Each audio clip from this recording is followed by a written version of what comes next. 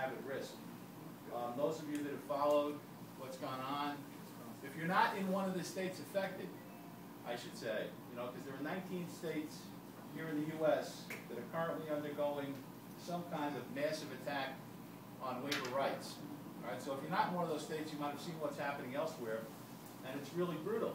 We just heard that Michigan has passed a law that will essentially enable unelected officials, managers that can be appointed to wipe out union contracts.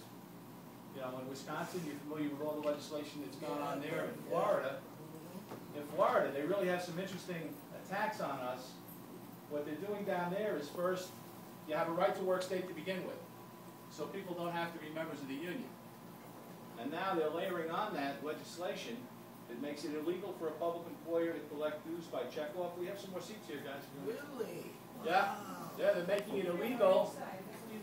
Sure. Another one here. Okay.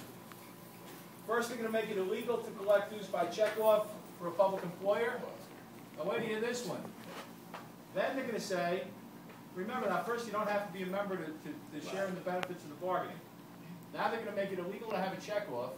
And then the second piece of the law, the third piece of the law is that if you don't maintain, if at any point your membership falls below 50% of the bargaining unit, you lose your bargaining certificate. You're decertified automatically. Okay, so essentially what they're trying to do is make it impossible to have a union. And if you trace where they're doing it, all the states that it's happening in, almost every one of them plays a key pivotal role in the next presidential election. So they're trying to take unions off the map to decide who the next president, the next Congress, the next Senate is going to be. And when they get done doing that, they're going to come after the private sector workers, to the extent we have any unionized private sector workers left. So it's really a very challenging time. Those of you who are newly elected, congratulations, you're like me, newly elected, right? And it's a very tough time to be in this position, and we want you to know, first of all, that we know that. And Oscar and Bob and I have been up here working, trying to develop new policies, new practices, trying to push resources out into the field to help organize locals. And you'll be hearing, for example, from our field mobilization team. Have you met some of them downstairs already? Yeah. Okay, well actually we had a few of them up at a meeting in my office just now. One of the things we're trying to do is bring new resources into the union.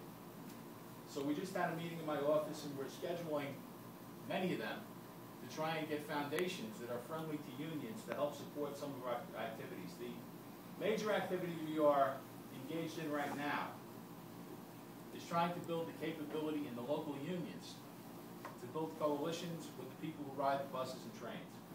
We have, when you take off retirees, we have around 150,000 members, both in Canada and the United States combined. But we have 15 million people that ride our services, our buses, our trains, and we need to get them engaged in the process of fighting for funding, because otherwise our systems are in collapse already. I'm not going to tell you things are going to get bad. Things are really terrible.